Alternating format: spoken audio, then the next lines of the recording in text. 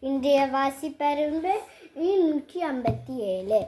நான் இன்றைக்கு எமது பற்களின் ஆரோக்கியம் அதை வாசித்து காட்டப் போகிறேன். எமது பற்கள்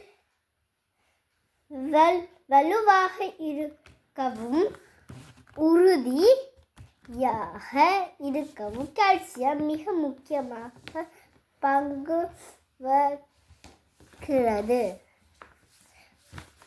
பற்தூரிகை மிக மிருதுவானதாக இருக்க வேண்டும்.